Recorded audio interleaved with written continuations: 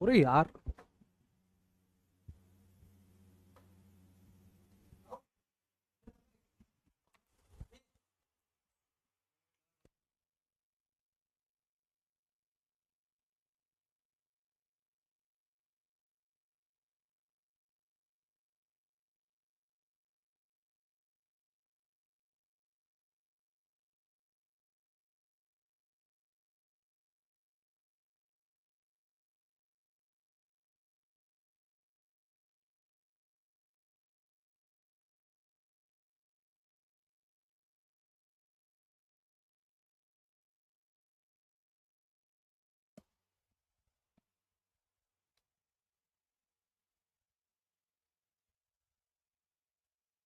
आज आप लोग को थोड़ी स्क्रीन डार्क दिखेगी।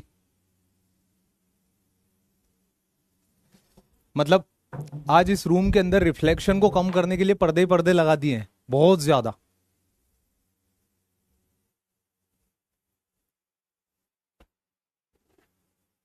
बताइए, आवाज आ रही है प्रॉपर?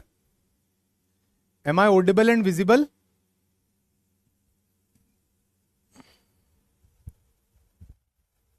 इसलिए लगा दिया क्योंकि कभी कभी जो अपन स्लाइड में वो करते थे ना आगे पीछे, तो उस पर रिफ्लेक्शन आता था, तो पूरा चीजें दिखाई नहीं देती थी।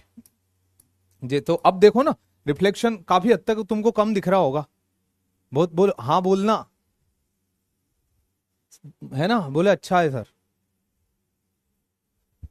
रिफ्लेक्शन कम है ना, क्लैरिटी बड़ी होगी। मुझे मत देखो, इधर इधर।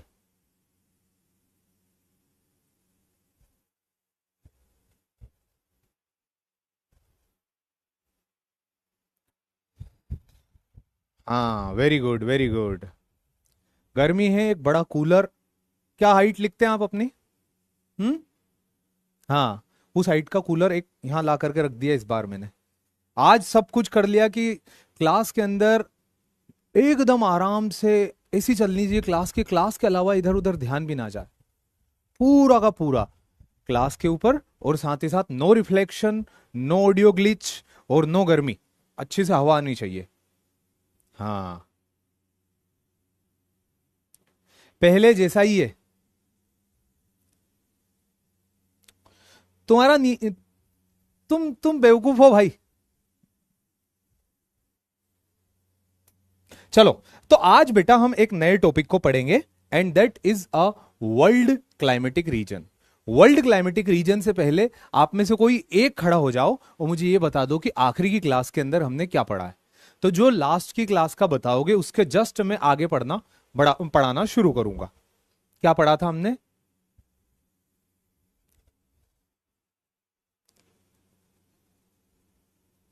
सर आप चॉकलेट बॉय हो, रंग का मजाक उड़ा रहा बेटा। एक दिन रिफ्लेक्शन नहीं तो चॉकलेट दिखने लगा। मम्मी,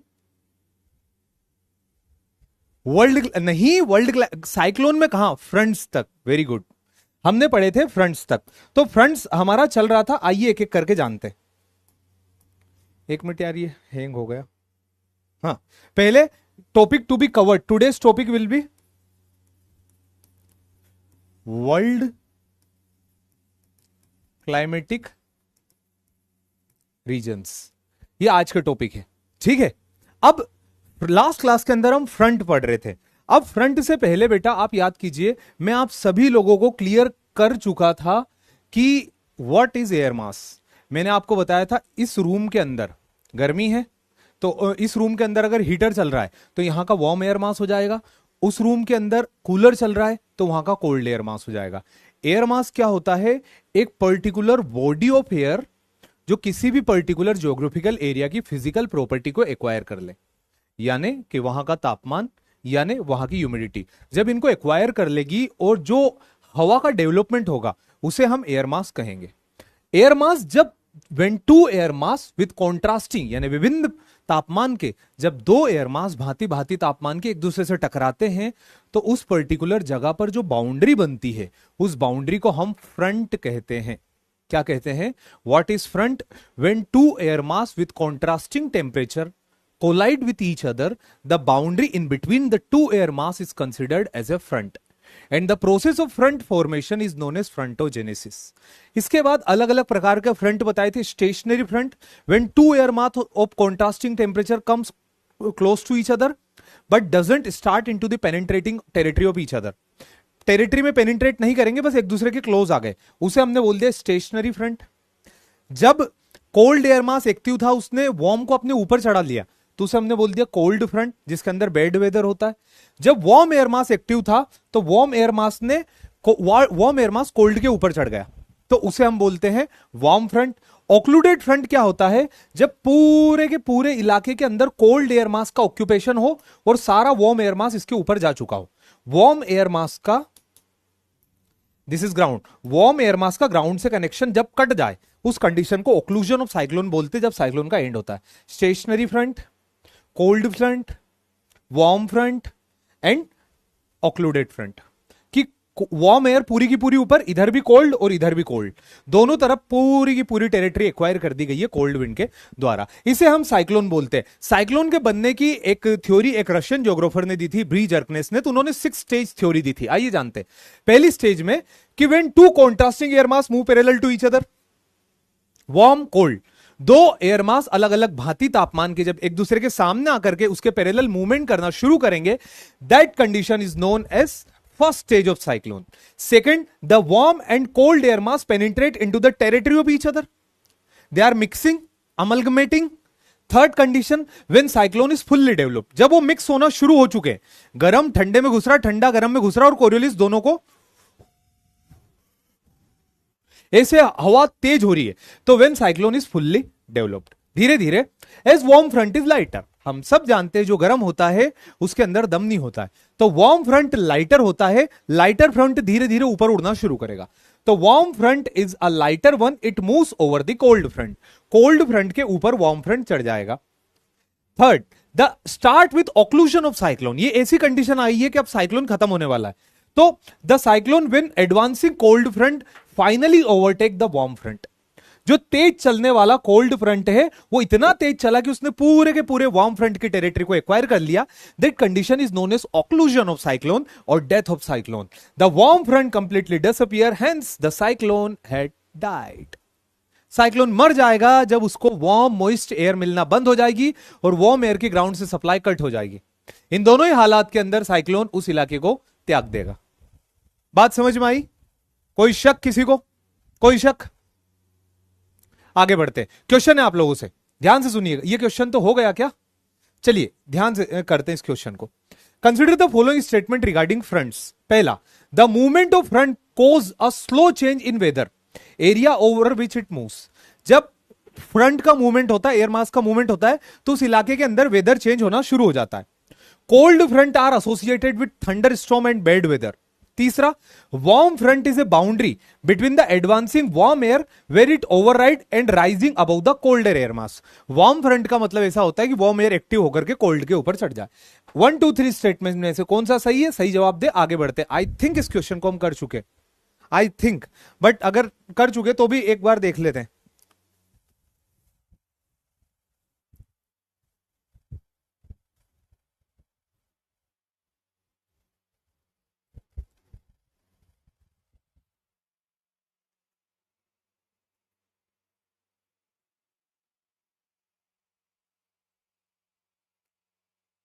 पंप चालू कर देता हूं यार कूलर का.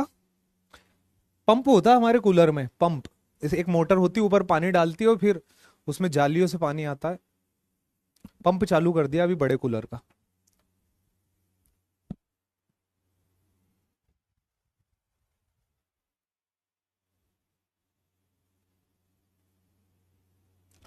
डी 67%. अगर ये क्वेश्चन तुम लोग सोचो, अगर मैं करा चुका होऊंगा, तुमको समझा चुका होऊंगा, उसके बाद भी अगर 67% लोगों का सही आंसर आए तो वाह रे.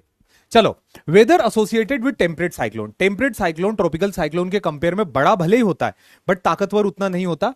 The weather associated with the temperate cyclone is drizzling to heavy downpour. Temperate cyclone के साथ जिस भी प्रकार का मौसम फिनोमिना दिखाई देता है वो ड्रिजलिंग होती है, हल्की फुल्की से लेकर के हेवी डाउनपोर, मतलब तेज बरसात, दोनों ही चीजें हमें यहां पर मिलेगी। रेनफॉल ओकर इन ए लार्ज एरिया, क्योंकि 2000 से 2500 किलोमीटर तक की साइज का है तो बड़े इलाके को कवर करता है। चलिए एक क्वेश्चन है आप लोगों से, एनडीए 2 2015 तक पहुंच चुका हूं मैं क्वेश्चन में, तो अब देखो यहां पर क्या है क्वेश्चन पूछा गया। तो when which one of the following property of cyclone is correct. मेरी टाइम इक्वेटोरियल का मतलब होता है warm ocean in equatorial region. मेरी टाइम पोलार का मतलब होता है warm ocean in tropical ocean. Continental tropical का मतलब होता है less warm ocean in tropical ocean, in tropical zone continent का लेस वार्म। और कॉन्टिनेंटल पोलार का मतलब होता है मॉइस्ट ओशन। ये तो यार कोई भी बता दे यार। नहीं ये कोई मजाक की बात नहीं, कोई चढ़ा नहीं रहा हूं मैं तुम लोग को, थोड़ा ठंडा पानी पी लेता हूं, मटका भी है मेरे पास।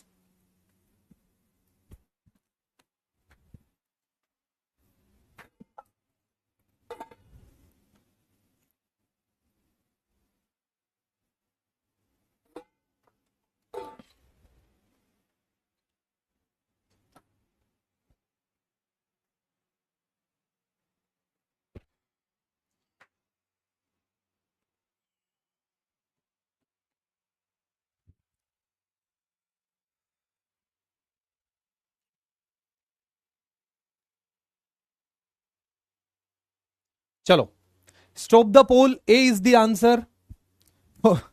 सब बिदक गई दुनिया, कुछ तो भी कुछ चले गए। देखो पढ़ते लिखते आता नहीं आता। मेरी टाइम गधो, जहां मेरी टाइम वर्ड आएगा मतलब पानी, मैं बोल चुका था। तो मेरी टाइम में वार्म ओशन, मेरी टाइम इक्वेटर में वार्म इक्वेटर, ये सही तो गया। मेरी टाइम पोलार में वार्म ओशन, अब पोलार है तो वार्म तो ओशन हो नहीं सकता, ये कट गया। कॉन्टिनेंटल ट्रॉपिकल तो लेस वार्म ओशन। अब कॉन्टिनेंटल है तो ओशन की बात क्यों कर रहे हैं? कॉन्टिनेंटल है तो लेस वार्म ओशन क्लाइमेट क्या करेगा? कॉन्टिनेंटल, तो कॉन्टिनेंटल लिखा फिर ओशन क्या करेगा? कहने की बात ये, जहां कॉन्टिनेंटल कॉन्टिनेंटल वहां ओशन ओशन तो गलत होगा ना। कॉन्टिनेंटल के लिए आपको क्या देखना पड़ेगा, जो यहां पर एक भी मेंशन नहीं है। ये सारे के सारे कॉन्टिनेंट के लिए आपको कॉन्टिनेंटल एयर मास चाहिए, ये सारे ओशन के ऊपर बने। और यहां पर मेरी टाइम का मतलब होता पानी, तो मेरी टाइम इक्वेटर वार्म ओशन को दर्शा रहा है। थोड़ा सा सोच लिया करो प्लीज प्लीज। चलो अब tropical cyclone and temperate cyclone के अंदर थोड़ा अंतर बता दिए। Sir are you a handsome boy? इधर ध्यान दो।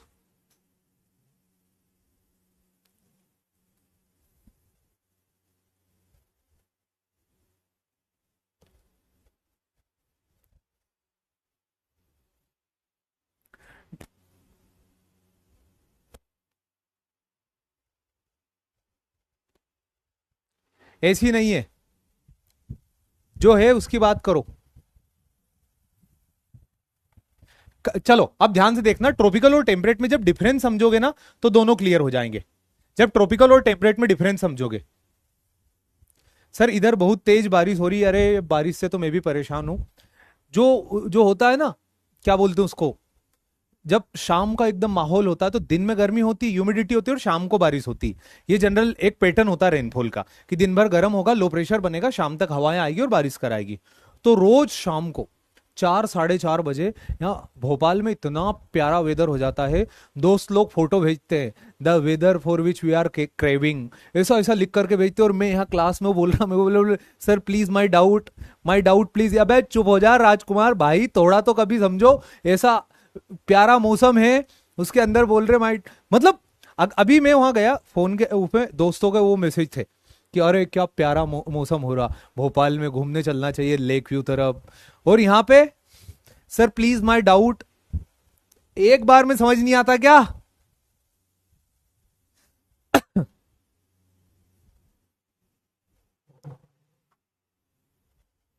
हमारे यहां बहुत गर्मी हो रही, आपके यहां कूलर नहीं है? 6000 rupees cooler, this one 6000 rupees. चलो तो ट्रॉपिकल और टेम्परेट साइक्लोन में क्या अंतर है? आओ चलो, हो गया नॉर्मल हो गई, अब करते हैं आगे। Tropical cyclone moves in the influence of trade wind. Tropical cyclone trade wind के इन्फ्लुएंस में चलते पूरब से पश्चिम। वहीं temperate cyclone moves in westerly wind, जो पश्चिम से पूरब की तरफ चलते। ट्रॉपिकल साइक्लोन पूरब से पश्चिम, टेम्परेट साइक्लोन जो होंगे पश्चिम से पूरब की तरफ चलेंगे वेस्टर्ली और जेट स्ट्रीम में। आप में से कुछ लोग जानना चाहेंगे सर जेट स्ट्रीम क्या होता है। जेट स्ट्रीम बेटा अपर एटमॉस्फेरिक विंड्स होती है, जो हवा में चलती है ना, अपर एटमॉस्फेरिक विंड्स होती है, वो जेट स्ट्रीम होती है। ओके, अगला point, tropical cyclone originate over tropical ocean. Tropical cyclone ocean के ऊपर ही होते हैं। Temperate cyclone both land and water, temperate cyclone land और वाटर दोनों ही जगह पर होते हैं। ओके, अगला point, tropical cyclone required sea surface temperature up to 27 degree centigrade, वहीं temperate cyclone required contrasting temperature. दोनों में अंतर है, इसमें 27 डिग्री का समंदर का तापमान होना चाहिए और इसमें आपको दो अलग अलग एयर मास होने चाहिए कॉन्ट्रास्टिंग टेम्परेचर के, तब जाकर के बनेगा। तो दोनों में अंतर है। हल्के बादल और ठंडी हवा चल रही बक्सर में, कूलर नहीं हो तो आप ठंडी हवा में ही घूमें बाहर प्लीज।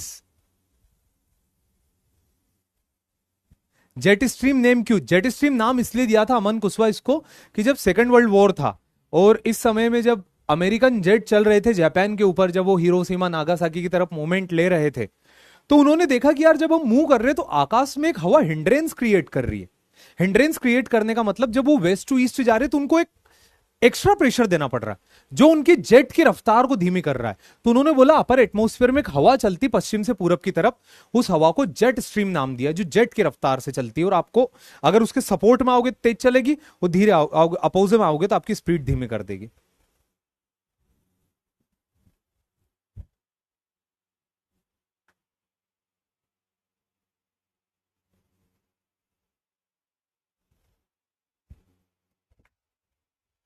टोर्नेडो बताता हूं बेटा अभिजीत, अभी बताता हूं, वेट। ये हुआ, अगला पॉइंट देखो। अच्छा क्वेश्चन देखो, consider the following statement in respect to temperate cyclone. देखो पहले आराम से सुन लो, आराम से सुन लो, दौड़ मत लगाओ। जो आपकी एक्सपेक्टेशन है ना, इसके आंसर वैसे नहीं है इस क्वेश्चन के। देखना, they rise in the belt of trade wind, they move west to east. कौन सा स्टेटमेंट सही है, मतलब क्या है बताइए। टेम्परेट साइक्लोन 2016 का क्वेश्चन है, बहुत प्यारा क्वेश्चन है, प्लीज इसे बर्बाद मत कर दो।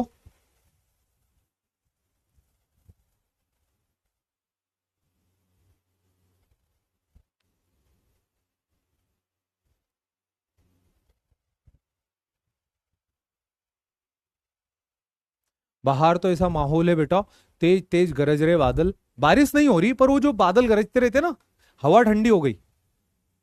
बाहर बहुत प्यारा माहौल है।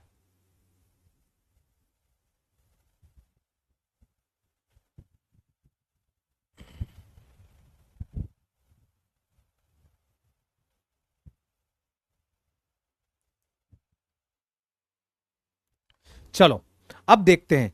ये लेफ्टिनेंट पायलट आकाश गलत आंसर करके लेफ्टिनेंट पायलट। चलो मैं आपको बताता हूं, दे rise in the belt of trade wind, इतना बड़ा गलत। ट्रेड विंड का मतलब पता है, वो हवाएं जो पूरब से पश्चिम की तरफ चलती है, ईस्ट टू वेस्ट। वो टेम्परेट साइक्लोन गधे वेस्ट टू ईस्ट चलते।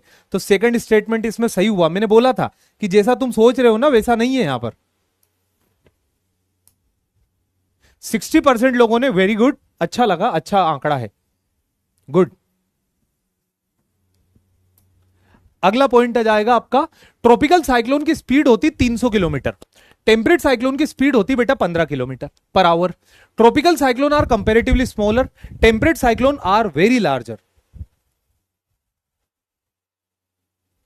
फिर इसके बाद, tropical cyclone cause rainfall in eastern side of the continent, typhoon. ये पॉइंट ना, ये हमेशा याद रखना, ये एक इंपॉर्टेंट बात बोल के जा रहा हूं मैं, ये आपको याद होना चाहिए। ट्रॉपिकल साइक्लोन हमेशा कॉन्टिनेंट के पूर्वी हिस्से में ज्यादा बारिश कराते हैं।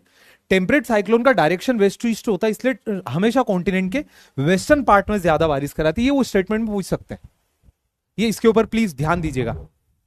ओके, इसके बाद, tropical cyclone does not have any front. Tropical cyclone के अंदर कोई फ्रंट नहीं होते, they are associated with front. Tropical cyclone only remains for 7 days and they remain up to a month.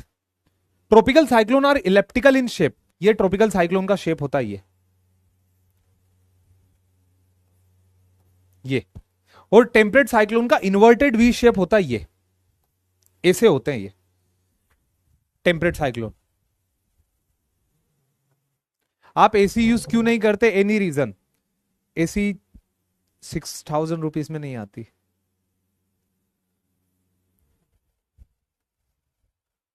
वो महंगी आती है, फर्स्ट। दूसरी चीज, उसका बिल भी ज्यादा आता है। तीसरी तीसरी चीज, I don't need, I have a cooler of 6,000 rupees, I don't need AC.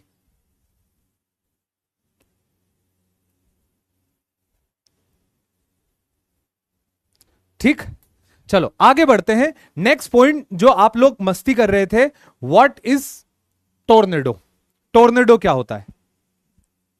Tornado जब भी आप इतने ही देर से बोल रहे थे ना, तो जो होती है ना गांव में बचपन में, मतलब आप लोगों ने देखा होगा कि गांव में वो आंधी चलती है, जैसे आंधी आती है लोग उसमें बोलते कि तूफान, आंधी चलती है ना, बवंडर, जब वो आती है तो लोग बोलते हैं कि इसके अंदर भूत है। अरे बचपन से ही डरा के रखा ना उसमें।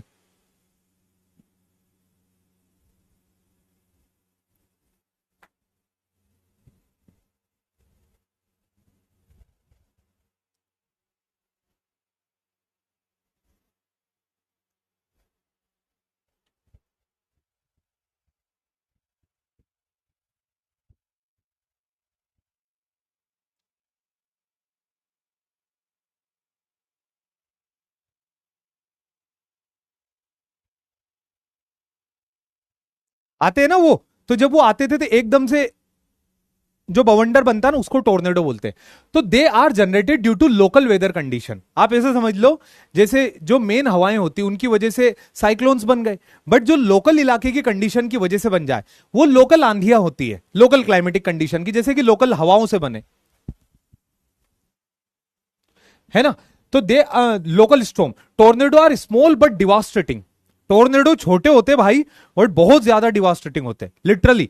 जो जितना छोटा रहता ना उतना ही ज्यादा डिवास्टेटिंग रहता। टेम्परेट साइक्लोन बहुत बड़े होते थे बट इंपैक्ट कम होता था बेटा। ट्रॉपिकल साइक्लोन छोटे होते थे बट उनका इंपैक्ट ज्यादा होता था। ये याद रखिएगा, ट्रॉपिकल छोटे होते थे, इंपैक्ट ज्यादा होता था, और टेम्परेट बड़े होते थे, इंपैक्ट कम होता। टोर्नेडो और छोटे होते तो बहुत ज्यादा डिवास्टेटिंग होने लग जाते। When tornado passes through water, they are called as water sprout.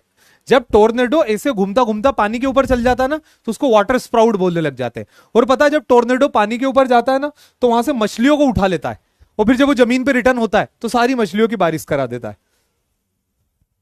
तो बहुत सारे ऐसे इलाके हैं जहां पर मछलियों की बारिश होती है, नॉर्थ अमेरिका के अंदर। तो वहां पर क्या होता है, गल्फ ऑफ मैक्सिको तरफ से टोर्नेडो चलते हैं, पानी के ऊपर से सारी मछलियों को हवा में उड़ाते और जमीन पे गिरा देते।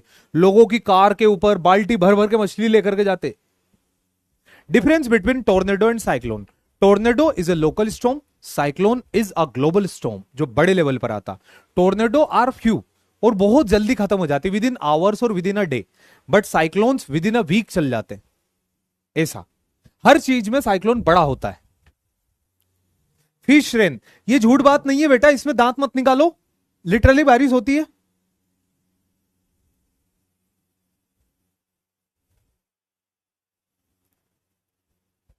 सानिया कसाना, फिर तो अम्ब्रेला निकालना बेकार होगा, पढ़ ले बेटा, मान जा मेरी बात। दिन रात मस्ती करती रहती है, हैं? सुन लो, रोज रोज कुछ ना कुछ, कुछ ना कुछ। विच आर डेंजरस मोस्ट, जो सबसे ज्यादा डेंजरस रहते हैं, डेट इज ट्रॉपिकल स्टॉर्म्स। जो साइक्लोन हमने पढ़े ना, वो टेम्परेट नहीं होते इतने डेंजरस, और ये भी डेंजरस होते पर ये छोटे इलाके को इंपैक्ट करते हैं।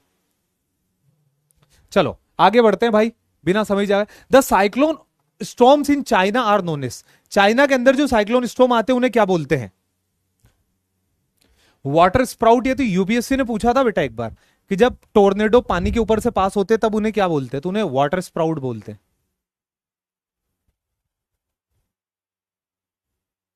सर आपने मेरे डाउट का आंसर कर दिया, सभी लोगों के डाउट के आंसर क्लियर हो जाएंगे। 4-5 साल से पढ़ा रहा हूं मैं पीडब्ल्यू, मुझे पता तुम लोग के डाउट कितने बड़े होते हैं, पर तुम लोग शांति तो रखो थोड़ी बहुत।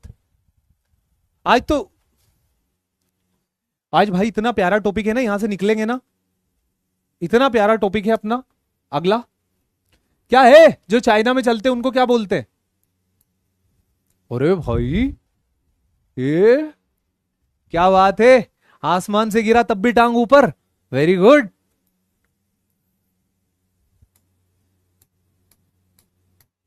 अगला, low pressure area of centre of cyclone is known as, cyclone के केंद्र में जो लो प्रेशर का एरिया होता है उसे क्या कहते हैं? एपिसेंटर, फोल्ट, मिड पॉइंट और आई।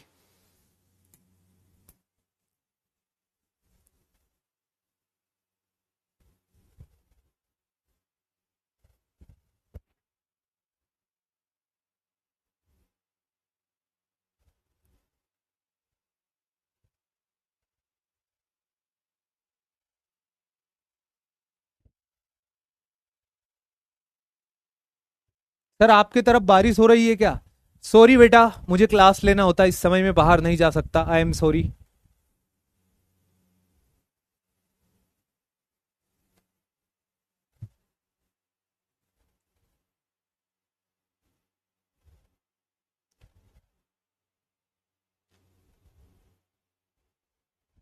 चलो,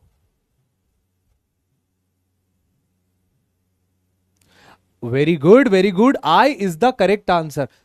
ए एपिसेंटर, ये 6%। अबे धरती के बोझो, तुम लोग को लाज शर्म नहीं आती? एपिसेंटर लिख रहे यार साइक्लोन में, एपिसेंटर लिख रहे हो। तू क्यों आते हो? तुम्हें बताओ तुम्हें क्या चाहिए? ये तुम 6% लोग, यार भगवान की कसम ये डेटा चाहिए आज यार। जीवन में कुछ नहीं चाहिए मुझे, बस ये पॉइंट चाहिए कि एपिसेंटर को कौन लो प्रेशर पर टिक कर रहा है यार। सुधर जाओ यार, लिटरली बोल रहा हूं सुधर जाओ। ये क्या मजाक है यार। मतलब आई है, अगला बंदा मिड पॉइंट गलत टिक कर दे, फोल्ट भी लगा दे कि साइक्लोन से। ये एपिसेंटर कैसे टिक किया तुमने? ये एपिसेंटर से कैसे किया यार? एपिसेंटर भाई भूकंप में होता, तुमको अंतर नहीं दिखता कि एक धरती के अंदर से आता है, एक हवाबाजी है। तुम एपिसेंटर पे टिक कर रहे हो यार। तुम 6%, तुम लिटरली यार डिजर्व करते हो। बहुत डेंजर क्लास है भाई, बहुत डेंजर क्लास है। Which of the following place is most likely to be affected by cyclone? देखो क्वेश्चन के साथ बिगाड़ना मत, क्वेश्चन बहुत प्यारा है, क्वेश्चन प्रीवियस ईयर क्वेश्चन है। उन्होंने पूछा भारत में जो तूफान आते हैं वो 1, 2, 3, 4, इन चारों में से कौन सी जगह को सबसे ज्यादा इंपैक्ट करते हैं? चारों में से। अब आप आराम से, आपको पता है ना चारों की लोकेशन कहां है, प्लीज इसे गलत मत करना। ये भारत का नक्शा है यार, सिखाने के लिए ना सब, मुंह उतर जाएगा भाई मेरा, लिटरली बोल रहा हूं मैं, अगर तुम इसको गलत करोगे तो।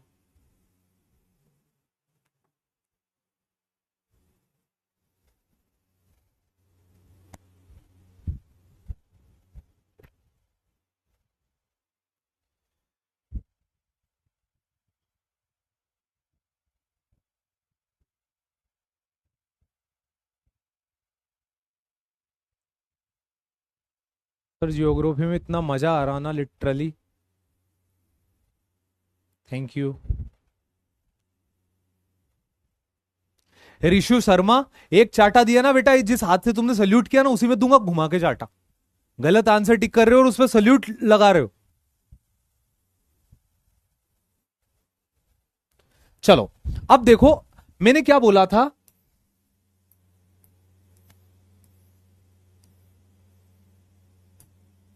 ट्रॉपिकल साइक्लोन जो है ना वो ईस्टर्न पार्ट में ज्यादा इंपैक्ट करते हैं, करते वेस्ट में भी है बट ईस्टर्न पार्ट में ज्यादा इंपैक्ट करते हैं।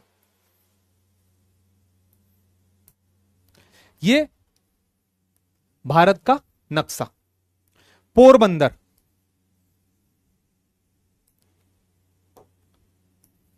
ये पोरबंदर, महात्मा गांधी जी का जन्म। दूसरा जगन्नाथपुरी, उड़ीसा, जगन्नाथपुरी। तीसरा मुंबई, मुंबई, और ये गोवा। अब आप देखो इन तीनों में से कौन सी लोकेशन अलग लग रही? जाहिर सी बात है जो कि पूरब में आ रही है। एक एलिमिनेशन का अच्छा क्वेश्चन था।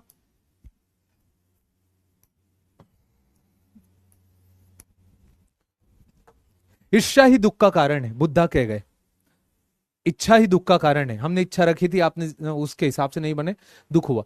अटलांटिक ओशन में आने वाले तूफान को हरिकेन्स बोलते हैं। कोई बड़ी बात नहीं, आप इसमें 90% लेके आ जाओ। साइक्लोन यास किसने नाम दिया था? तो देखो उन्होंने कंफ्यूज करने के लिए क्या किया, साइक्लोन यास नॉर्थ उड़ीसा की कोस्ट पर आया था और नेबरिंग वेस्ट बंगाल के अंदर। ये साइक्लोन आया था 2021 में, विंड की स्पीड थी 130 से 140। इससे कोई मतलब नहीं है उनका, सिर्फ एक ही प्रश्न है, ये साइक्लोन यास नाम किसने दिया? तो साइक्लोन यास नाम ओमान ने दिया था उस समय, पुराना क्वेश्चन है। चलो भाई, वर्ल्ड क्लाइमेटिक रीजन्स में आपका स्वागत है। हमारा आधा घंटा कंप्लीट हुआ और आधे घंटे में पुराना टॉपिक कंप्लीट हुआ, नए टॉपिक को शुरू करेंगे। कोई डाउट हो, किसी को कोई शक हो तो प्लीज बताइए, हम आगे पढ़ना शुरू करते हैं।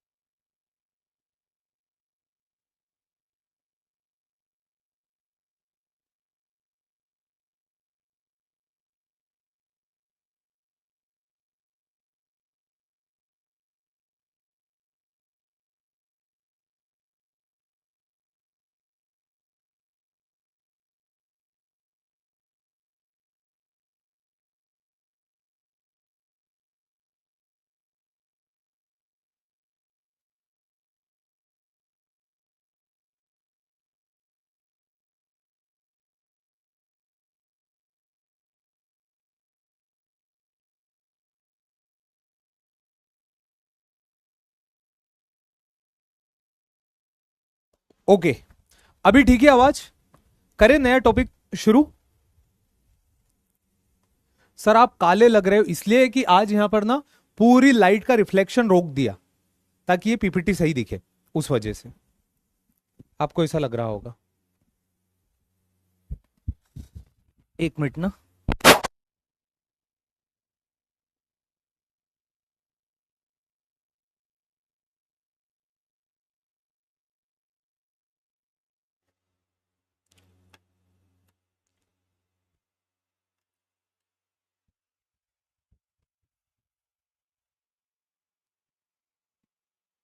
चलो भाई, सेल भी बदल लिए मैंने।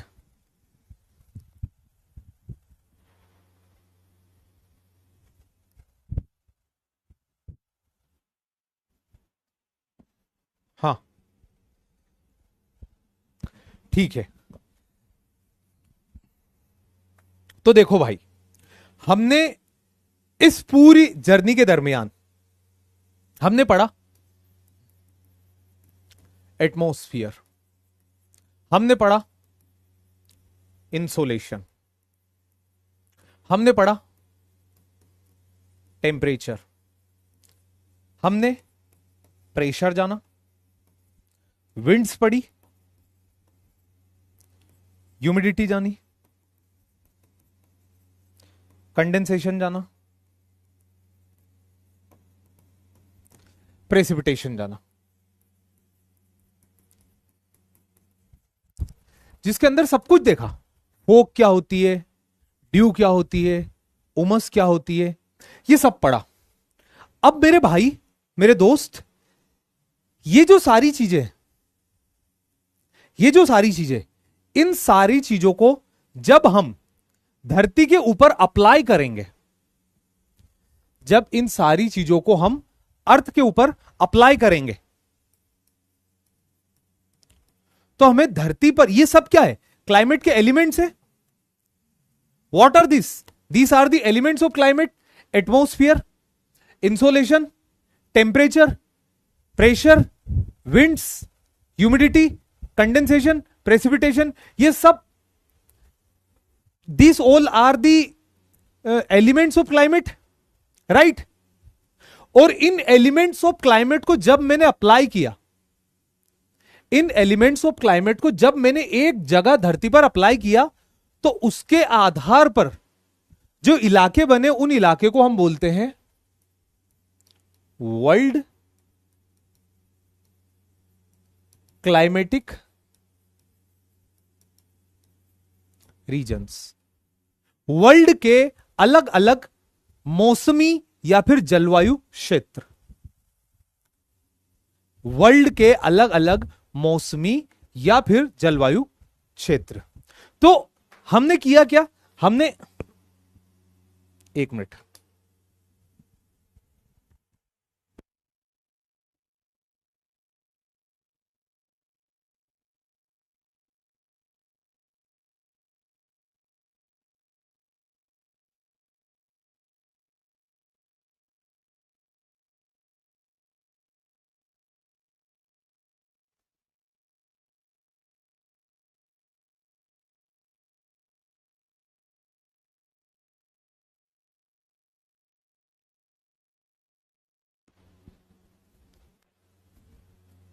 हां, तो क्या बोला मैंने कि हमने ये सारे एलिमेंट्स पढ़े थे।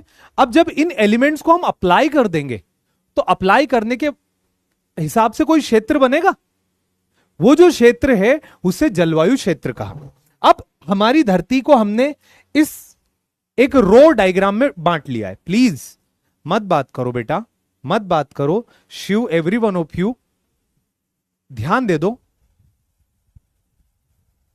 प्लीज प्लीज ध्यान दीजिए।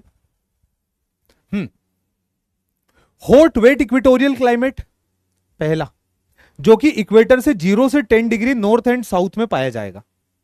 0 से 10 डिग्री नॉर्थ एंड साउथ में जो क्लाइमेट आ रहा उसका नाम आ गया हॉट वेट इक्वेटोरियल क्लाइमेट। क्यों?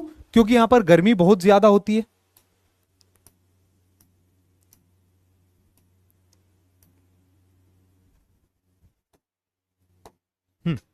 यहां पर गर्मी बहुत ज्यादा होती है।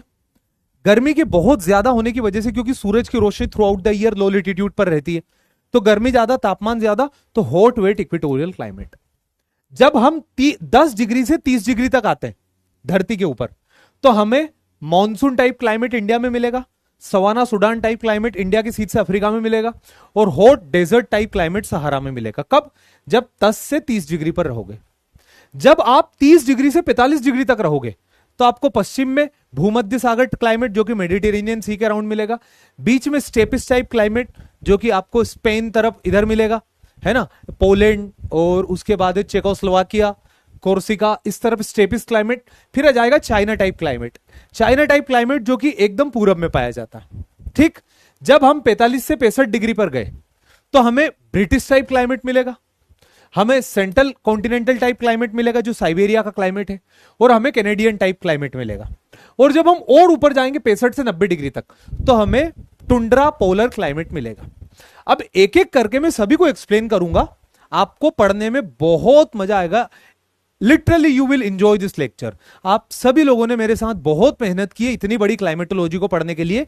यह क्लाइमेटोलॉजी का अंतिम लेक्चर है, हमें हमारा ध्यान इसके ऊपर देना चाहिए, मेरा ऐसा मानना है। सभी लोगों से आपकी क्या राय है? हमें हमारा कंसंट्रेशन इसके ऊपर रखना चाहिए। ये एक लेक्चर में खत्म नहीं होगा। क्लाइमेटिक रीजन्स बड़े हैं, ज्यादा है और काम के हैं, प्रश्न उठते हैं, वो प्रश्न बनते भी हैं। बट चलो जानते हैं यार, मैं मतलब मुंह से तारीफ नहीं करूंगा, मैं दिखाना चाहूंगा। जय हो। सबसे पहला क्लाइमेटिक रीजन लिया मैंने इक्वेटोरियल क्लाइमेट, जो 10 डिग्री नॉर्थ एंड साउथ में पाया जा रहा। ओके, चलिए चलिए चलिए चलिए चलिए। Location hot and wet climate found 5 degree north and 5 degree south. 5 से 10 नॉर्थ एंड साउथ, कोई गलत नहीं है, है ना। कभी कभी 10 तक भी पाया जाता है, कहीं कहीं 5 तक भी मिलता है। तो 5 to 10 degree north and south of equator, equator के दोनों हिस्से के बीचों बीच में, उसे हम बोलते हैं इक्वेटोरियल क्लाइमेट। इसमें बारिश कैसी होती है? बारिश पढ़ के आए हो ना, प्रेसिपिटेशन बारिश पढ़ के आए हो ना। वहां पर वो कैसे रेन गेज के अंदर नापते थे, वो डॉग वाली कहानी सब पता है ना, कि रेन गेज में कैसे सेंटीमीटर में कलेक्ट होती। देखना, प्रेसिपिटेशन इज ऑलवेज बिटवीन 150 से 250 सेंटीमीटर, मतलब अच्छी बारिश, बहुत अच्छी बारिश कही जाएगी। ये 150 से 150 सेंटीमीटर बारिश होती है। And my dear, no month without rain.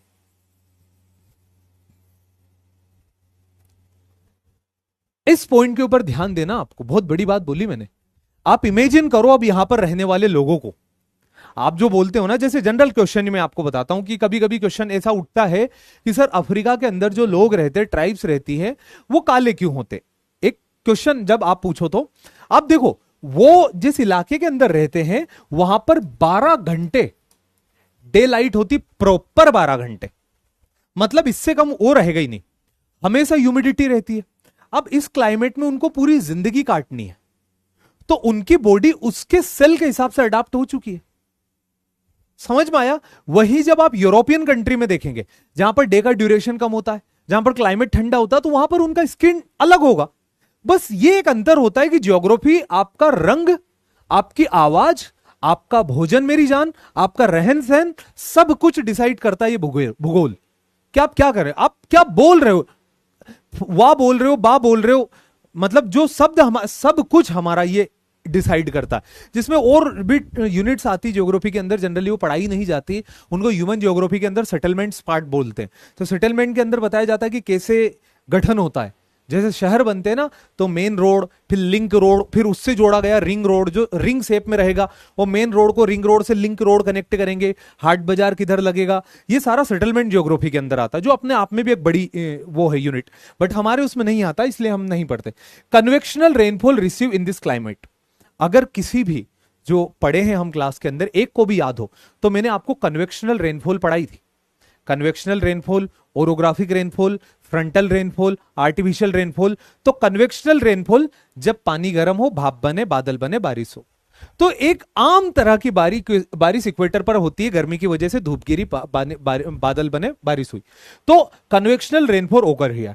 Rainfall through out the year कहां पर पाई जाती? अमेजन के जंगल में, कॉन्गो के जंगल में, और मलेशिया के जंगल में। अमेजन के जंगल ये है जिनको आप बोलते हो ना the green anaconda, largest snake of the world, वो इन्हीं अमेजन के जंगलों के अंदर पाया जाता है।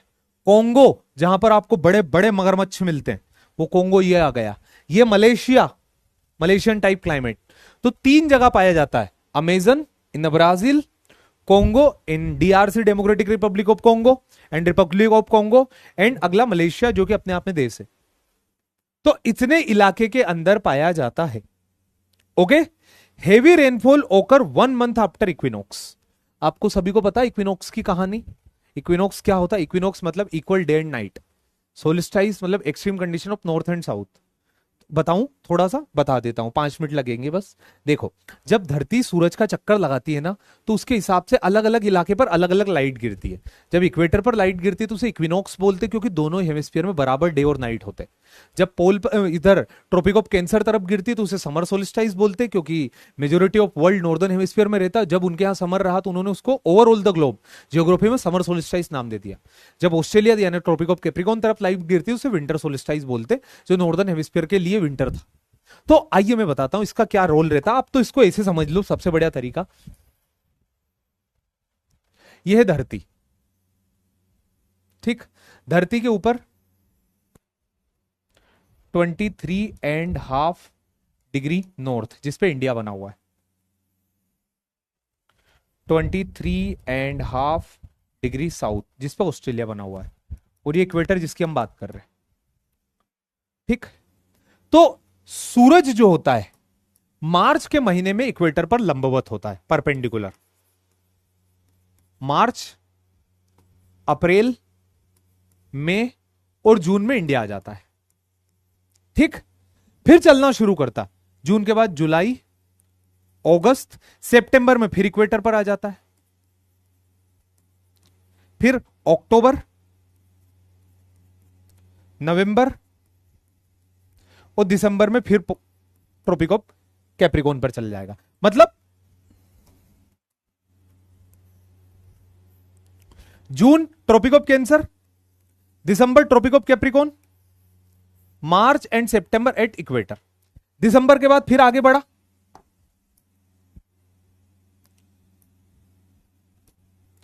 दिसंबर के बाद जनवरी, फरवरी और फिर ये मार्च।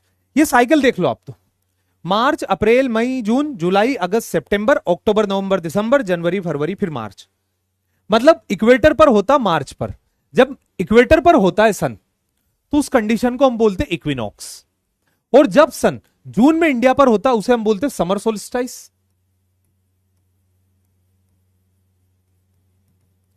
जब इधर होता है इसको हम बोलते विंटर सोलिस्टाइस। समर सोलिस्टाइस जब वो ट्रॉपिक ऑफ कैंसर पर रहे, विंटर सोलिस्टाइस जब वो ट्रॉपिक ऑफ कैप्रिकॉर्न पर रहे, है ना।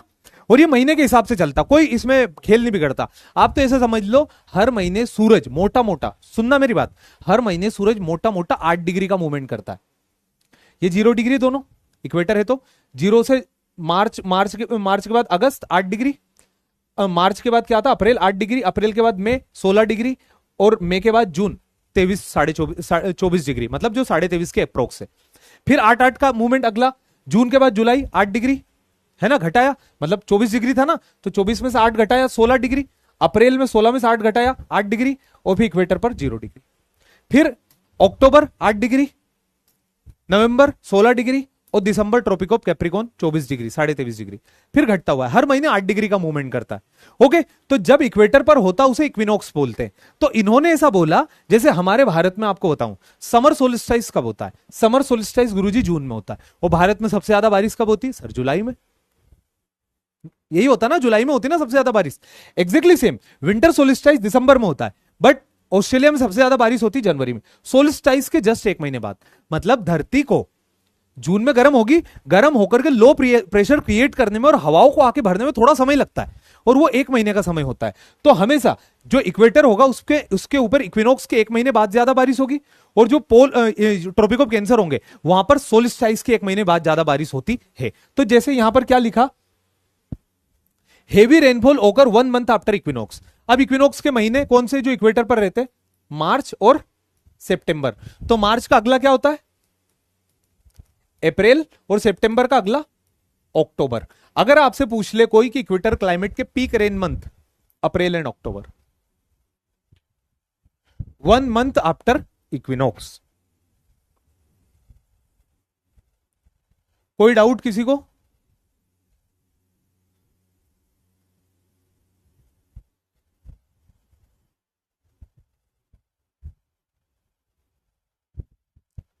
One month after equinox.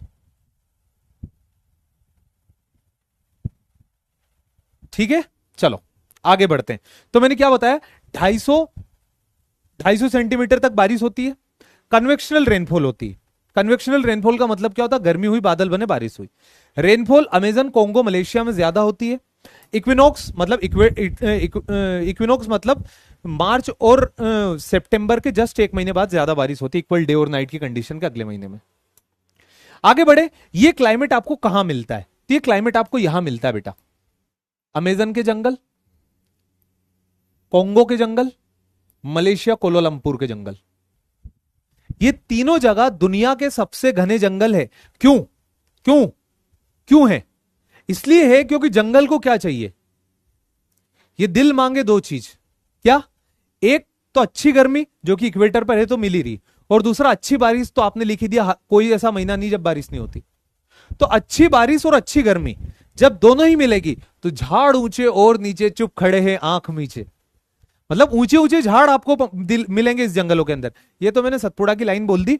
तो सतपुड़ा के अंदर तो आपको जनरली साल मिलता है, साल मिलता है, सागवान मिलता है, अंजन मिलता है, महुआ मिलता है, तेंदुपत्ता मिलता है, ये सतपुड़ा के हैं। बट इन इक्वेटोरियल क्लाइमेट के अंदर इबोनी, महागनी, रोसवुड, डाइवुड, होपिया, रबर, सिहोना, ऐसे पेड़ इस इलाके के अंदर ज्यादा पाए जाएंगे। ये और ऊंचे, ये ज्यादा ऊंचे। तो आइए बात करते हैं टेम्परेचर इस इलाके का। तो टेम्परेचर यूनिफॉर्मिटी इस इलाके की सबसे अच्छी बात है। इस बात का मतलब क्या हुआ गुरुजी? इस बात का मतलब यह हुआ कि इस इलाके में टेम्परेचर रेंज कम होती है। Have least temperature range. अब मेरे भाई जो भी काम कर रहे हो, 1 मिनट के लिए अपना पेन ऐसे रखो और मेरी बात सुनो ध्यान से। टेम्परेचर रेंज जो वर्ड है, ये मैं आपको कई 100 बार पूछूंगा, आपको जरूरत पड़ेगी इसकी। एग्जाम में भी यहां से क्वेश्चन पूछे गए, तो अवेयर होकर के सुनना। टेम्परेचर रेंज का मतलब, सुन रहे हो ना मेरी बात? टेम्परेचर रेंज का मतलब होता है 2 एक्सट्रीम पॉइंट के बीच का डिफरेंस। मतलब गर्मी का अधिक और ठंड का कम, इन दोनों के बीच की रेंज क्या है, उसे टेम्परेचर रेंज बोलते हैं। हैव लीस्ट टेम्परेचर रेंज का मतलब हुआ कि यहां पर गर्मी, मतलब यहां पर ठंड में तापमान इतना नीचे नहीं जाएगा और गर्मी में तापमान बहुत ऊपर नहीं जाएगा, दोनों ही तापमान यूनिफॉर्म रहेंगे। और ये आपको कहां मिलता है? डेजर्ट में। डेजर्ट के अंदर आप लोगों ने बंजारों को देखा है? नहीं देखा। डेजर्ट के अंदर आप लोगों ने किसी को कैंपिंग करते हुए देखा है? नहीं देखा। डेजर्ट के अंदर आप लोगों ने कोई डॉक्यूमेंट्री देखी है? देखी है। मैन वर्सेस वाइल्ड लेता हूं मैं। तो मैन वर्सेस वाइल्ड सहारा के रेगिस्तान में जाता है, वहां पर जाकर के शिकार करता है, इसमें रहता है जंगल के अंदर, तो उसको रेटल स्नेक मिलता है खाने को। रेटल स्नेक वो होता है जिसकी पूंछ पर झुंझुना रहता है, रेटल रहता है, जिससे वो कीड़ों को अट्रैक्ट करता है और वो उसको खाता है। तो रेटल स्नेक उसको पका करके खाता है, जंगल में घूमता है और पूरे दिन परेशान रहता है धूप से। इतनी तेज धूप, बोलता है तापमान 48 डिग्री है। मैन वर्सेस वाइल्ड की बात कर रहा हूं मैं, डेजर्ट की। तो बेयर ग्रिल्स बोलता है तापमान 48 डिग्री है दोपहर का। इस समय बजे हैं दोपहर के 12:30, सूरज एकदम मेरे माथे पर है और तापमान है 48 डिग्री। हवा के अंदर नमी बिल्कुल कम है, पसीना मेरी बॉडी से सूख रहा है। अगर मुझे जल्दी यहां से बचना है तो यहां से निकलना होगा, वरना मुझे हाइपोथर्मिया हो जाएगा। देखो हाइपोथर्मिया तो बहुत ज्यादा बोलता है, मैं सिर्फ उससे वही सीखा हूं, इसलिए हाइपोथर्मिया ठंड की बीमारी होती तो डेजर्ट में नहीं होगी, पर मतलब वो ऐसा बोलता है कि मोरना मुझे हाइपोथर्मिया हो जाएगा। तो वो जब तो हटाओ, बट उसको आपने क्या देखा उसमें कि जब वो डेजर्ट में रहता है तो दिन में 48 डिग्री तापमान रहता है, बट जब वो रात को स्टे करता है उन जंगलों के अंदर, तो रात के समय में वो आग जलाता है, क्योंकि तापमान पहुंच जाता है 4 डिग्री, तापमान पहुंच जाता है 5 डिग्री। इसका मतलब क्या? इसका मतलब आपको मिलेगा आपके टेम्परेचर के लेक्चर के अंदर। आप ओपन कीजिए अपने लेक्चर को जिसका नाम है टेम्परेचर, बिल्कुल उसके अंदर ओपन कीजिए फैक्टर अफेक्टिंग टेम्परेचर, बिल्कुल। पहला फैक्टर लेटीट्यूड, स्किप कर दो। दूसरा फैक्टर वर्टिकल डिस्ट्रीब्यूशन, स्किप कर दो। तीसरा फैक्टर लिखो नेचर ऑफ ग्राउंड, या फिर डिस्टेंस फ्रॉम सी है तो स्किप कर दो। अगला वहां एक फैक्टर पढ़िए नेचर ऑफ ग्राउंड। तो नेचर ऑफ ग्राउंड के अंदर आपने पढ़ा है कि रेत का एल्बिडो होता 30, मतलब रेत 30% के हिसाब से ठंडी होती है। तो दिन में जो गर्म हुई थी वो 48, और रात में 30 की स्पीड से ठंडी होकर के 5 डिग्री तक चल जाएगी। तो डेजर्ट के अंदर डे और नाइट के टेम्परेचर में डिफरेंस ज्यादा होगा, इसलिए मैं लिखूंगा desert have high temperature difference, या फिर high temperature range. Desert have high temperature range but equator has uniformity have least temperature range. यहां पर तापमान इतनी आसानी से नहीं बदलता है, ठीक है। नो विंटर सीजन, लो ले ले ले ले कर लो बात। नो विंटर सीजन, तुम्हारा तो खेल ही हो गया। मेरे जैसे सूखे पतले आदमी जो कि ठंड का इंतजार करते हैं, ऑल्दो अब मेरे पास 6000 रुपीज कूलर है, तो अभी मैं ठंड लग रही है मुझे, मैं बता नहीं रहा हूं वो तो। बट क्या होता है कि लोग ठंड के इंतजार करते ताकि गर्म कपड़े पहनेंगे, जैकेट पहनेंगे, थोड़े मोटे दिखेंगे, ये सब होता है ना एक आमतौर पर। यहां पर विंटर ही नहीं होती। लो कर लो बात। इक्वेटर वो क्लाइमेट है जो कि इंटेंसली सनलाइट से बना है। आप चाहे तो अपना इंसोलेशन वाला लेक्चर उठाइए।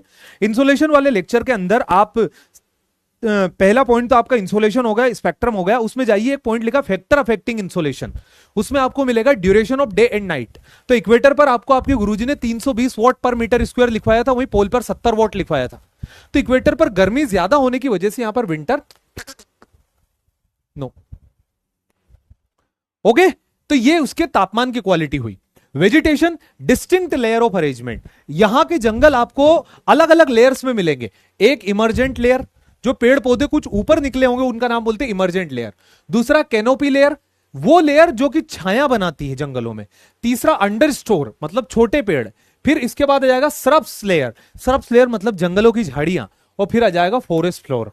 फॉरेस्ट फ्लोर मतलब कि जहां पर एम्पल अमाउंट में माइक्रोस्कोपिक ऑर्गेनिज्म रहते। तो वो आप ऐसा समझ लो मेरे भाई, ये जंगल देखो आप, ये देखो मेरे बगल में जंगल, आपको कितना खूंखार लग रहा है। इसके अंदर लताएं देख रहे हो, लताएं देख लो। प्राण को कसले अचानक, बाल को जकड़े लताएं, लताओं के बने हैं जंगल। तो लता आप देख रहे हो यहां पर, ये बेल, इनको इपीफाइट बोलते जो दूसरों के ऊपर सर्वाइव करते। तो कितने ज्यादा पाए जा रहे हैं यहां पर। ओके, इक्वेटर क्लाइमेट की एक बहुत तगड़ी क्वालिटी होती है इपीफाइट। इपीफाइट्स, इपीफाइट्स वो होते हैं जो सनलाइट से जूझने के लिए किसी दूसरे के ऊपर चढ़ते हैं, दूसरे प्लांट के ऊपर चढ़ते हैं। जैसे कि कोई अमरबेल, अमरबेल को सपोर्ट के लिए कोई दूसरे प्लांट की हेल्प लेनी पड़ेगी, तो इपीफाइट यहां पर ज्यादा होता है। पेड़ बहुत ऊंचे होते हैं, 60 फुट के ऊंचे, 60 फुट का इबोनी, महागनी, रोसवुड, डाइवुड, रबर, ऐसे ऊंचे ऊंचे पेड़ हैं, तो ये जब 60 फुट के ऊंचे पेड़ है तो ये अंदर अपने फोटोसिंथेसिस के लिए, क्लोरोफिल, ग्रीन पिगमेंटेशन के लिए, भगवान जाने क्या क्या होता हो, उसके लिए पेड़ों के ऊपर चढ़ते हैं। ये देखो लताओं से बने हैं जंगल, पहला। दूसरा, मल्टीपल स्पीसीज, मैंने कई दफा आपको नाम ले दिए कि आपको 1000 वेराइटियों के पेड़ मिलेंगे यहां पर, है ना। तो मल्टीपल स्पीसीज, फॉरेस्ट क्लियरिंग, यहां के आदिवासी जंगलों को साफ करके खेती करते हैं, जिसे जूम कल्टीवेशन बोलते हैं। जूम नहीं, झूम, झूम।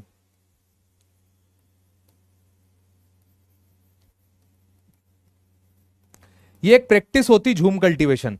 इसके अंदर क्या होता है, जमीन को जलाया जाता है, जंगल को जलाया जाता है, जमीन को साफ की जाती है, उस पर खेती की जाती है। जब तक वो फर्टाइल रहेगी तब तक खेती करेंगे, और जैसे उसकी फर्टिलिटी लूज होने लगती है उसे फिर छोड़ दिया जाता है, फिर दूसरी जमीन पर खेती की जाती है। ओके।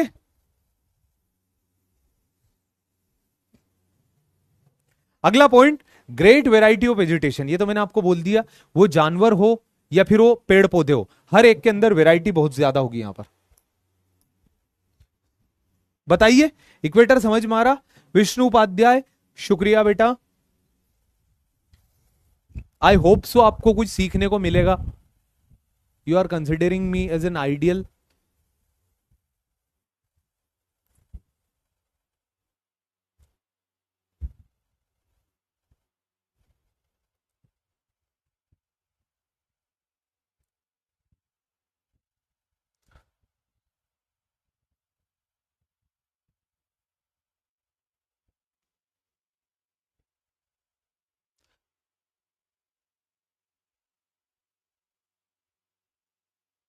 क्लियर?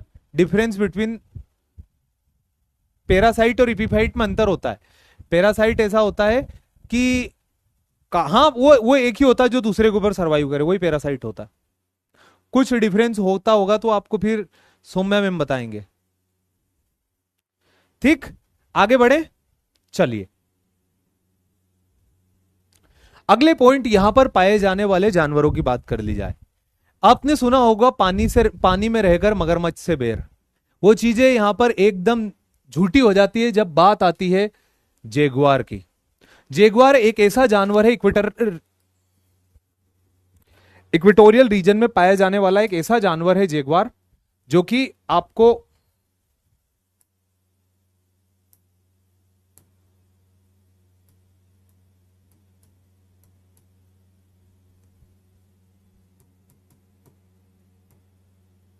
ये देखिए आपके सामने Jaguars have been known to paddle hundreds of yards crossing open water to get to tropical islands. तैरना वेरना सब आता उसको। In captivity, they can dive for more than 30 seconds. अरे बोर बोर बोर कर रहे हैं, बोर। even consuming food अपने पास while इतनी they're बढ़िया alive. वीडियो है इससे, अपनी वाली। A jaguar is actually not as unusual as you think it might be. Sir Satpura versus Amazon. Amazon के घने जंगल है बेटा, बड़े जंगल है। Big possum male. Definitely an adult. Stalking along the bank. देखो, अब अपना आप अकेला जेगुआर मत देखो बेटा, आप पीछे के जंगल देखो। आप खुद समझो कि इन जंगल में झाड़ियां देखो, श्रब्स देखो। ये जंगल इतने घने होते हैं बेटा कि हम इनको सिर्फ नदी के किनारे पर इनकी जमीन देख सकते, बाकी हेलीकॉप्टर से इनको कभी नहीं देखे। सर ये हिटलर क्या कर रहा है, हिटलर क्या कर रहा है? अब एक अनपढ़ आदमी होगा जो इतिहास ना पढ़े। आराम से पढ़ाई करो बेटा, ऐसे बहुत सारे होशियार बनने वाले बच्चे आए, आप आराम से, आपको जो बताया जा रहा है बहुत, उसमें समय नहीं लगेगा किसी टीचर को अपना एक्स्ट्रा एफर्ट डालना बंद करने में। तो आपके लिए वीडियो बनाया गया है, यहाँ पर देखो कितना प्यारा दिखाया जा रहा है। गुठलियां मत गिनो, जंगल देखो यहां पर। वो देखा उन दोनों को, धूप सेक रहे थे। स्नो लेपर्ड नहीं है गधे, जेगुआर है। इक्वेटर पे इसको स्नो लेपर्ड मिल गया, ना दूर दूर तक बर्फ के ठिकाने नहीं। देखो आ रहा वो, इसको देखना, मेरे को इसको देख के बहुत हंसी आती है। ये इधर आया, वो बढ़िया मुंह खोल के बैठे हैं आराम से।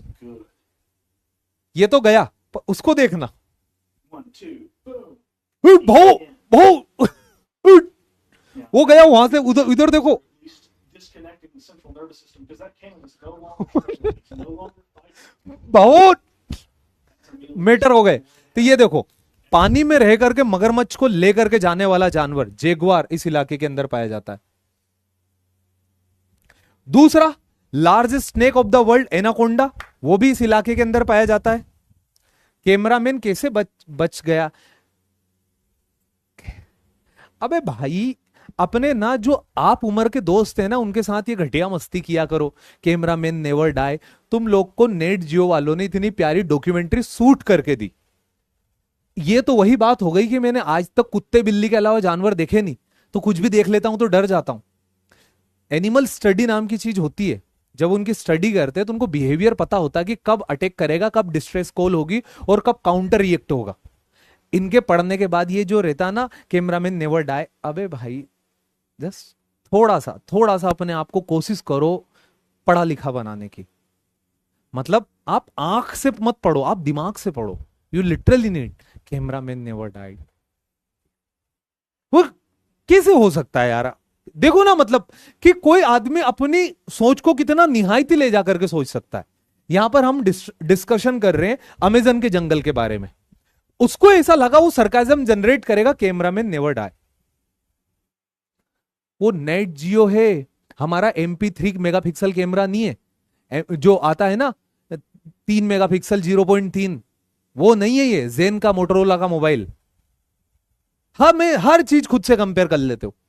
तो ये हुआ जेगुआर। फिर ये हुआ हमारा anaconda. Large quantity of birds, बहुत सारे, और क्रोकोडाइल पाए जाते हैं इन जंगलों के अंदर, जिसको कैमन भी बोलते हैं। ओके, आपको मैं यहां पर एक मछली दिखाता हूं, वो बड़ी खतरनाक मछली, इलेक्ट्रिक एल, वो भी यहीं पाई जाती। इलेक्ट्रिक एल वर्सेस डॉग, ये इन्हीं जंगलों में पाई जाने वाली। करंट मारती हो 700 में।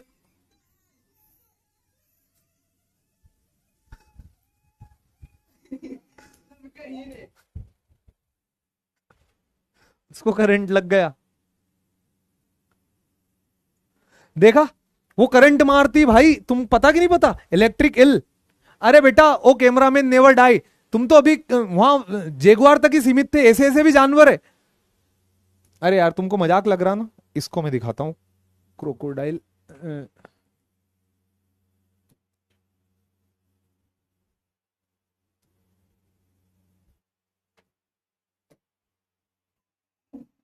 ये क्रोकोडाइल है, सामने इलेक्ट्रिक इल फंस गई। उट, उट, उट। उस इतनी तेज करंट लगा कि उससे उसका जबड़ा रिटर्न नहीं खुला।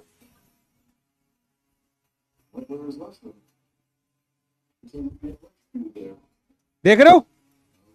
टांग ऊपर, चले खुदा से मिलने।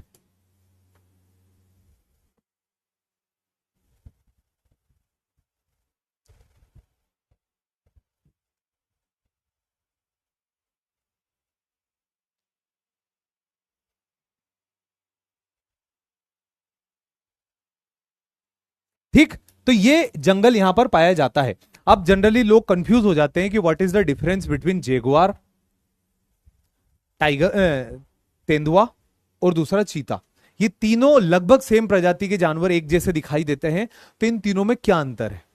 जेगुआर वो जानवर है जिसकी पीठ पर ब्लैक रो स्पॉट होते हैं। जानते हो इसका मतलब क्या होता है? ऐसा लगता है कि जैसे किसी ने काली स्याही के अंदर गुलाब को डुबाकर इसकी स्किन पर लगा दिया होगा। तो इसके ऊपर ब्लैक रो स्पॉट पाए जाते हैं। किसके ऊपर? जेगुआर के ऊपर। तेंदुआ जो होता है, तेंदुआ यानी leopard, it is known for greatest climbing skill. ये अपने के अंदर जितना वजन है उतने ही वजन के जानवर को लेकर के पेड़ पर चढ़ जाता है। So that is leopard. तीसरा, the fastest animal of the world, that is cheetah. चीता एक संस्कृत भाषा का शब्द है जिसका मतलब होता है चित्र। तो इसकी ये बिंदिया, प्यारी बिंदिया, पहचान का तरीका है कि आंख के पास से 2 ब्लैक स्पॉट ऐसे गए जो कि आंसुओं की तरह नजर आते, कि इसकी आंख से निकले हैं। तो ये आंख से जो निकले ना, ये आपको पता करेगा। साथ ही साथ तीनों में सबसे लंबी पूंछ, फास्टेस्ट स्पीड को मेंटेन करने के लिए पूंछ लंबी दी गई है। तो चीता जो हमारे इंडिया के अंदर कूनोपालपुर नेशनल पार्क मध्य प्रदेश में पाया जाता है, जहां पर इथोपिया से, नामीबिया से चीता लेकर के आए थे। जेगुआर इंडिया में नहीं पाया जाता है, जेगुआर मिलता है आपका साउथ अमेरिका के जंगलों में। और फिर ये क्या बोलते हैं उसको, तेंदुआ जो होता है, हमारे देश में वर्ल्ड के लार्जेस्ट तेंदुए पाए जाते हैं। और आपको बताऊं तो मध्य प्रदेश में लार्जेस्ट है, सबसे ज्यादा। सबसे ज्यादा तेंदुए भारत में है दुनिया के, और भारत के सबसे ज्यादा तेंदुए मध्य प्रदेश में। इतने ज्यादा पाए जाते हैं और इतना सीक्रेटिव एनिमल है कि परिंदे, साथ ही साथ चरने वाले जानवर, कुत्ते, किसी को नहीं छोड़ता, उठा ले जाता है। तो दिस इज अ चीता, लेपर्ड। जेगुआर वर्सेस लेपर्ड, दोनों में, इन तीनों में ये भी अंतर बता देता हूं। ये जो होता है, ये दोनों रोर करते हैं, मतलब कि इसकी जो रोर होती है लेपर्ड की रोर ऐसी होती है बेटा जैसे हाँफ रहा हो, ऐसी रोर होती इसकी लेपर्ड की। और जो मेरे पास है, मैंने जब पढ़ा था तब,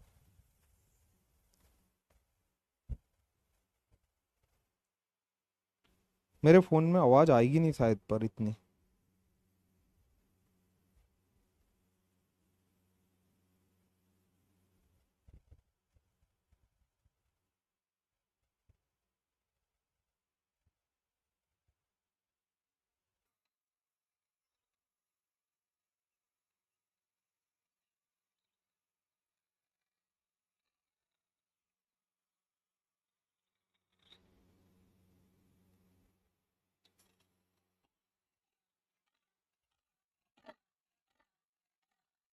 आई आई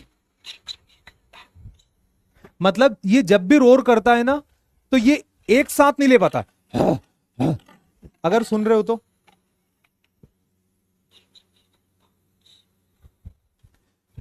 रुक रुक के आती है।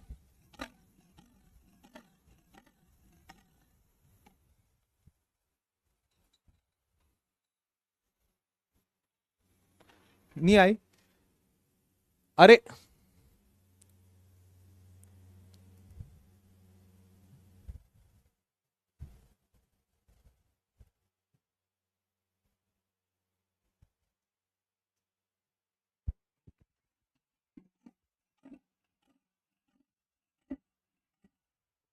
वो फेस एक्सप्रेशन से ही समझ में आ रहा होगा, फेस एक्सप्रेशन से क्लियर हो रहा है कि वो एक साथ नहीं ले पा रहा, एयर अंदर बाहर करता है। Okay, this is a leopard. वही इसकी रोरिंग नहीं होती भाई, इसकी मियाविंग होती है। ये जो होता है ना, म्याऊ करता है, बिल्ली जो होती है ना उसकी तरह। ओके, और टाइगर की जैसे किसी को बुला रहा है, टाइगर की रोर पता है ना?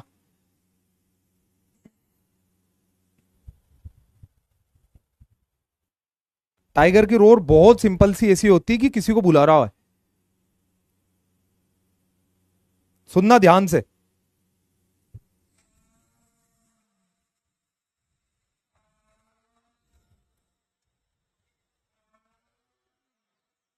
सुनाई दिया? It is just like it is calling something. ऐसे इन लोग की अलग अलग रोर रहती है, सबकी सेम रहती है फिर पैंथर की और इनकी। तो चलो आगे बढ़ते हैं। अगला पॉइंट आ जाता है इक्वेटोरियल क्लाइमेट में पाए जाने वाले ट्राइब। जो इक्वेटोरियल क्लाइमेट में पाई जाती है tribe, why not jaguar is king of the jungle? क्योंकि जेगुआर का इलाका बहुत छोटा है और उसके अंदर उतनी ताकत भी नहीं जितनी ताकत टाइगर के अंदर है, उसके अंदर इतनी ताकत भी नहीं जितनी ताकत लायन के अंदर है। और लायन की आज आने दो, सवाना सूडान टाइप क्लाइमेट बताता हूं मैं आपको उसके बारे में। ओके, लायन की रोर खतरनाक इसलिए होती है यार बेटा, क्योंकि जब वो रोर करता है ना, तो ये पेट की वो जो रहती ना, ये अंतड़ियां सिकुड़ जाती है उसकी, आते इंटेस्टाइन खींच के निकालता है। ऐसा बोलते हैं, अरे यार इतनी सारी चीजें हैं ना मेरे पास इनकी इकट्ठा। जब जब ये देखा, ये भगा। अगर आप लोग देख पा रहे हो, यार कैसे बताऊं, ये आवाज आ रही है यहां पे, वो पीछे गाय को देखो कैसे भग रही हो सब, उसकी आवाज सुनते ही। मैं बताता हूं, फिर से सुनना।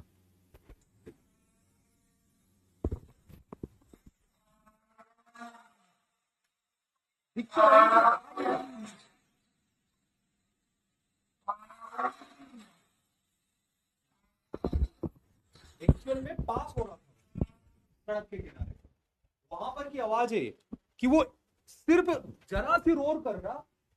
ऐसा बोला जाता बेटा, ये जो जानवर होते हैं ना, ये अपनी आवाज से हिप्नोटाइज कर देते हैं एनिमल को। अरे मेरे पास लिटरली इतने सारे वीडियोस मैंने पटक के रखे थे, और सिर्फ आज ही के दिन के लिए, कि जब ये क्लास में पढ़ाऊंगा ना, ये सब कुछ बताऊंगा।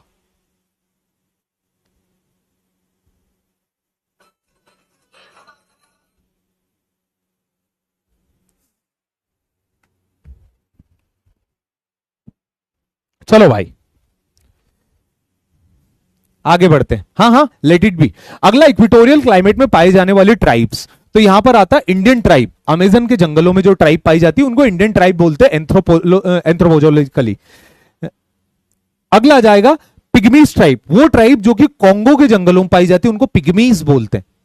ओरांग असली ट्राइब, वो ट्राइब जो कि मलेशिया के जंगलों में पाई जाती, उन्हें ओरांग असली बोलते हैं।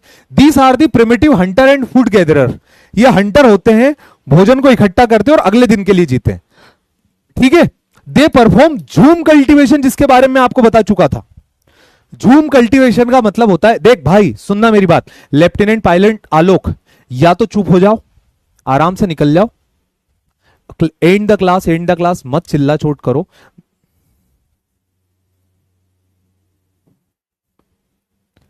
नाम के आगे लेफ्टिनेंट कर्नल लिख करके बैठा, 1 रुपए का पेशेंस नहीं। चलो ध्यान देते इधर, दे तोड़ देते हैं लिंक यार। दे परफॉर्म झूम कल्टीवेशन। झूम कल्टीवेशन का मतलब मैंने क्या बताया था आपको, जंगलों को साफ करते हैं और उस जगह खेती करते हैं। जब वो सोइल की क्वालिटी डिटेरियोरेट हो जाती तो फिर दूसरी जगह चले जाते हैं। अगला, cocoa are raw material in equatorial climate. Equator climate के अंदर ग्रो होता है एक रॉ मटेरियल जिसका नाम है कोकोआ। तो कोकोआ जो होता है चॉकलेट इंडस्ट्री के अंदर इस्तेमाल किया जाता है। तो अंग्रेज जब आए थे, इन लोगों को कॉलोनी बनाया था, तो अंग्रेजों ने यहां पर इस क्रॉप का इंट्रोडक्शन किया था। फिर उसके पश्चात से कोकोआ को यहां पर उगाया जाने लगा और फिर उसी कोकोआ को यूज करते हैं चॉकलेट इंडस्ट्री के अंदर। Net timber importer, UPSC mains geography optional का क्वेश्चन है ये, कि इक्वेटर क्लाइमेट जो आपने बोला कि इतना डेंस क्लाइमेट है, इतना डेंस क्लाइमेट होने के बाद भी ये नेट टिम्बर इंपोर्टर क्यों होता है? टिम्बर का मतलब होता है लकड़ी, लिख लो, जिसको नहीं पता हो इस पूरे चैप्टर में 100 दफा जरूरत पड़ेगी लकड़ी की। टिम्बर का मतलब होता है लकड़ी। तो ये नेट टिम्बर इंपोर्टर होता है, टिम्बर को इंपोर्ट करवाता है। कौन? Equator climate. क्यों? मतलब यहां पर अच्छी फर्नीचर इंडस्ट्री नहीं होती। तो क्यों नहीं होती? इसलिए नहीं होती क्योंकि यहां पर इतने डाइवर्स क्वालिटी के जंगल पाए जाते हैं कि आपको टिम्बर, आपको फर्नीचर, आपको लंबरिंग के लिए एक तरह के पेड़ों की आवश्यकता लगती है। जैसे आप देखोगे तो सागवान के पलंग, सागवान के गेट, साल के गेट ऐसे इस्तेमाल होते। वहां पर क्या होता है, वैरायटी इतनी ज्यादा होती है कि आपको 1 एकड़ के अंदर कई हजार अलग अलग पेड़ मिल जाएंगे।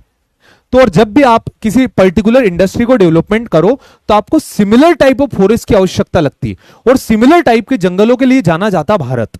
भारत के अंदर मतलब ऐसा कहा जाता है ना रंग के ना धनवान के ये जंगल है सागवान के। हमारे भारत में जो जंगल है वो जंगल लिटरली सागवान के बड़े बड़े पत्तों वाले जंगल है। ऐसे पत्ते बेटा कि एक पत्ता सर पे रखू ना मैं, तो मैं एक टोरेंशियल घनघोर बारिश आराम से, हल्का फुल्का तो गीला होऊंगा बट अपने आप को बचा लूंगा। इतने बड़े बड़े पत्ते सागवान के हमारे जंगलों में पाए जाते हैं। तो इंडिया के जंगल are known for the hardwood industry.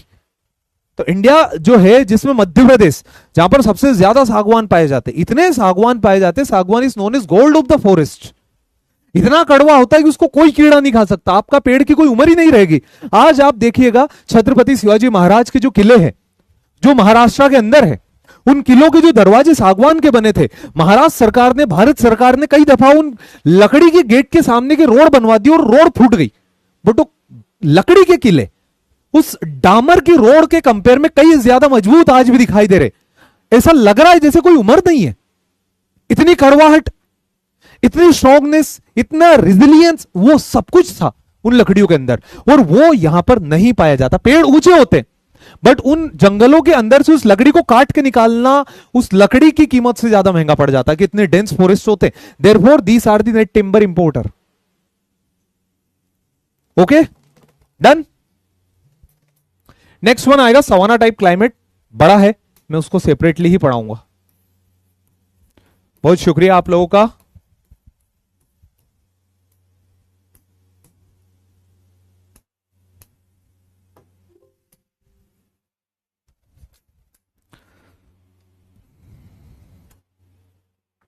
चलो बताइए, clear, proper, all set, all clear? जी सर, कोई डाउट किसी को?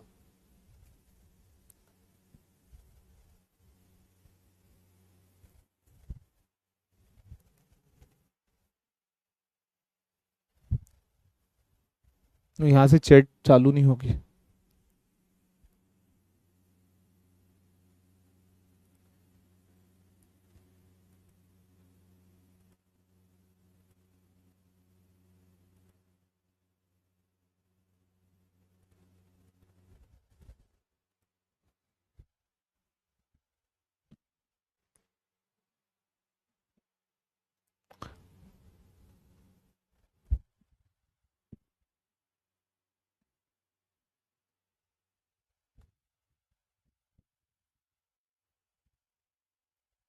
क्लियर, कर रहे हैं, चालू कर रहा हूं। ये खत्म हो जाए, कंप्लीट हो जाए, नोट सेव हो जाए आपके। अब बताइए,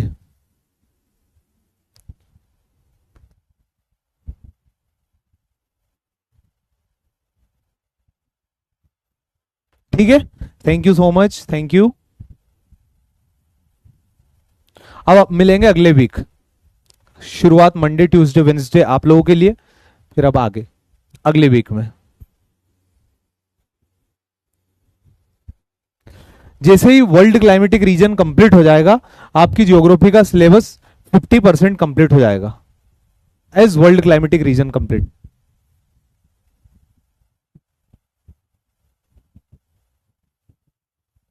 ठीक, चलो, तो I am ending the session बेटा, मिलते हैं अगली क्लास के अंदर। Take care of your self, जय हिंद एंड जय भारत।